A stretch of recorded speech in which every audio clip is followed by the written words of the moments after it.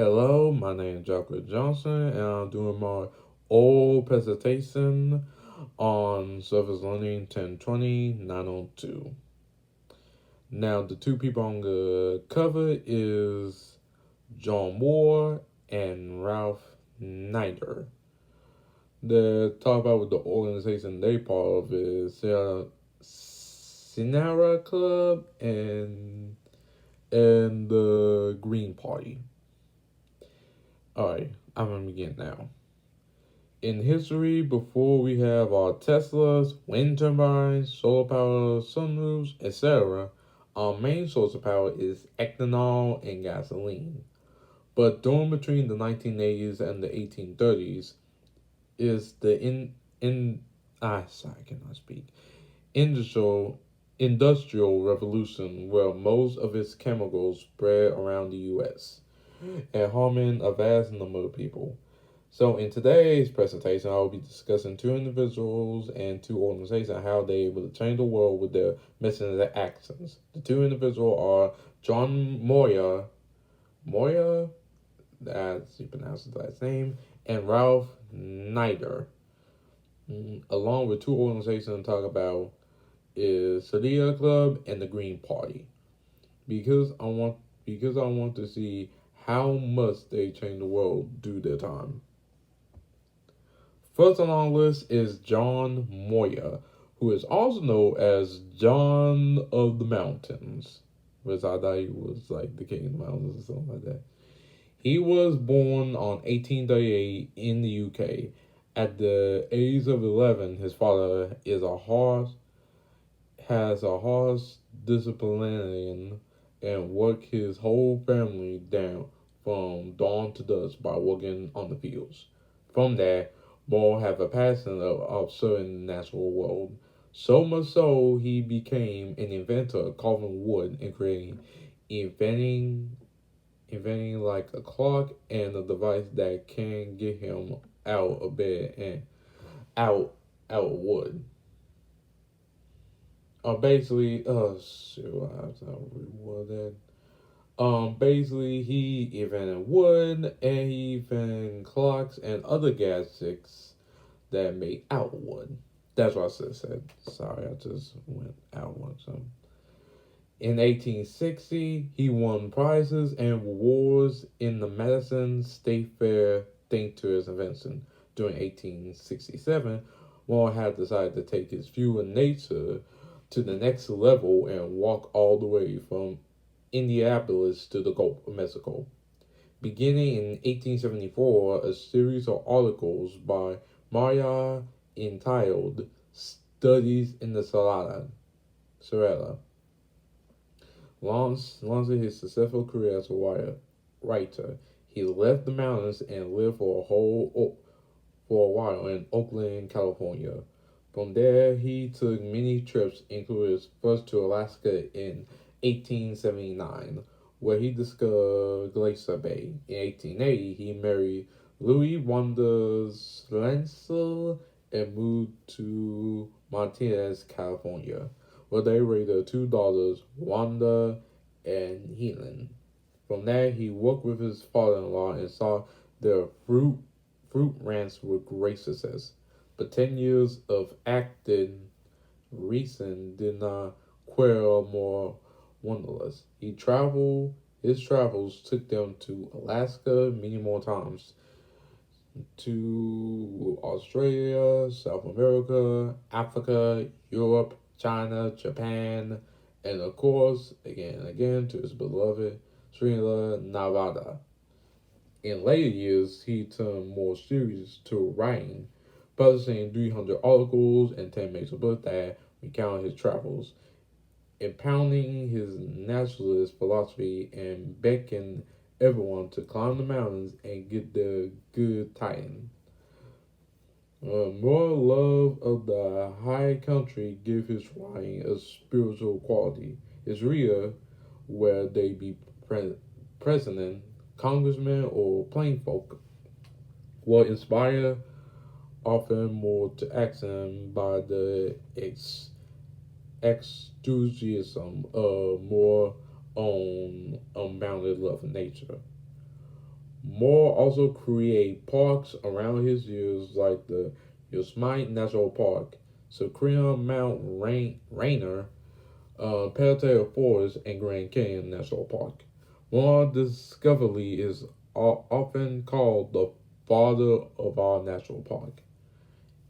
Meaning, meaning if we want to do a common sense, mainly he more of the god of forest. One day, does this man came from outer space, and then he had the power to resurrect or bring up force, bring up nature. Most likely, he fought the nature, ironically.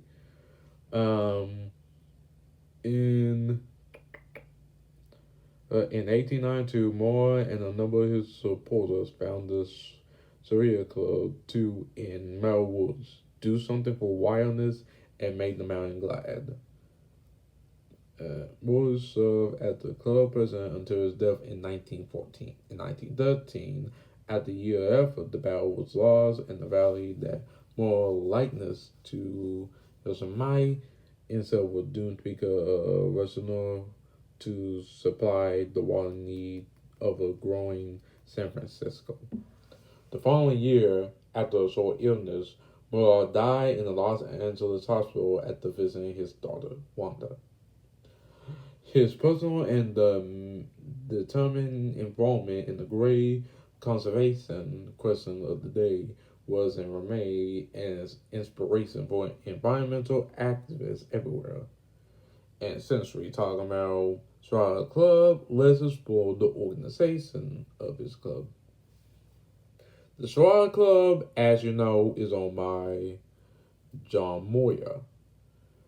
Basically, the club is really about their spend more time and dedication in the outdoors.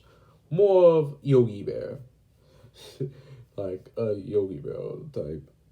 The purpose of the Strata Club are to explore, enjoy, and protect the wild place of the earth, to practice and promote the responsibility use of the earth ecosystem resource. Mostly they trying to help out the world by eliminate pollution, like cap the planet, like John Moyer is literally the previous Captain Planet. When did he make the show, honestly? Trying he also trying to make everything environmental friendly, like electric cars, solar power, and wind power. For example, some states are trying to get rid of gasoline power cars and replace them with either hybrid cars or full electric cars. As you see in California, they about to make that a law, or about to plan on making everyone drive electric type cars around that time.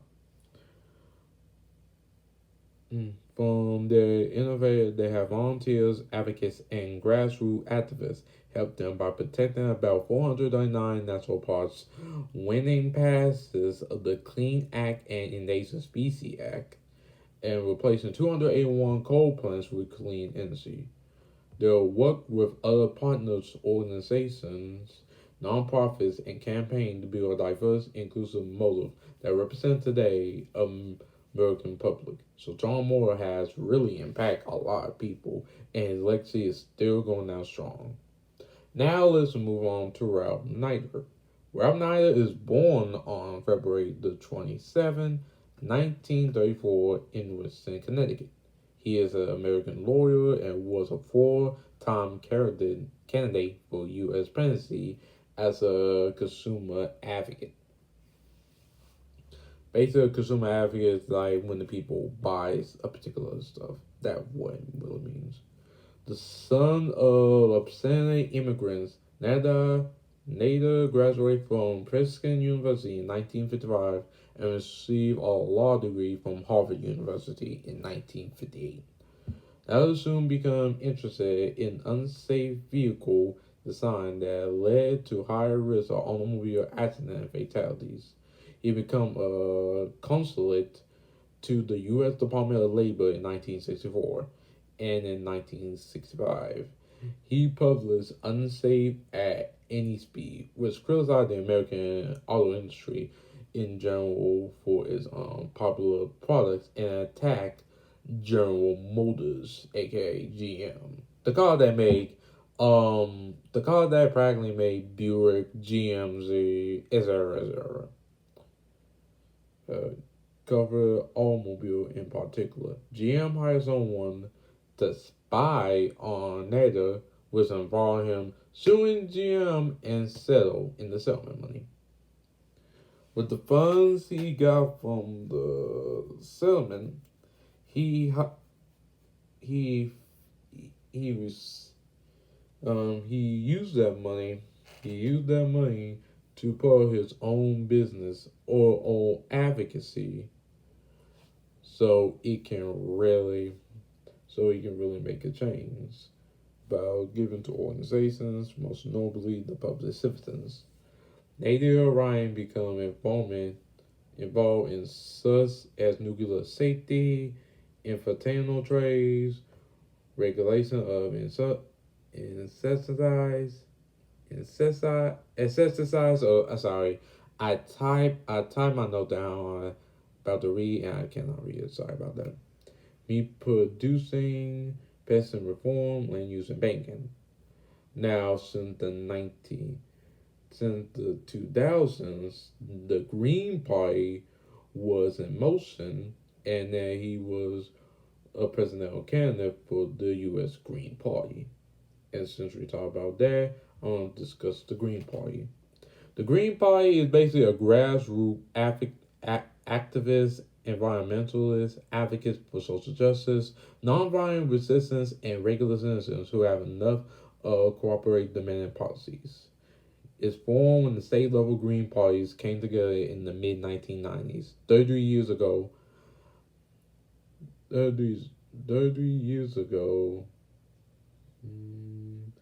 there were no state level Green Parties except one former in Maine in January 1984. Although various groups and organizations were discussing Green Parties in other states, the immediate inspiration for the U.S. Green Party was the creation of Green Parties in Germany and the UK, as well as in Australia and New Zealand. He first started steering of the Green Party in the United States, dedicated to running candidates, took place when 17 people met in Augusta, Maine, on January 8, 1984, to form a Maine Green Party, the first Green state-level political party in the United States. The input for the founding meeting came to Elaine Pellbrook and John Rasenblake, who had previously worked together on 3 campaigns to shut down Maine-only nuclear power plant, and he come close to doing so. It is appointed and ironic to note that this formula of a new state-level Green Party, the only one in the country, went unnoticed at the time. So basically, the Green Party is more like the in-between of the Democrat and Republican. So basically, for the Green Party, it mostly trying to help out with like economic status the best it could. Like something going on with the economy, not the economy, the environment, rights, etc. And basically for Ralph Nader, he basically trying to make everything safer and trying to make sure that everything is like healthy.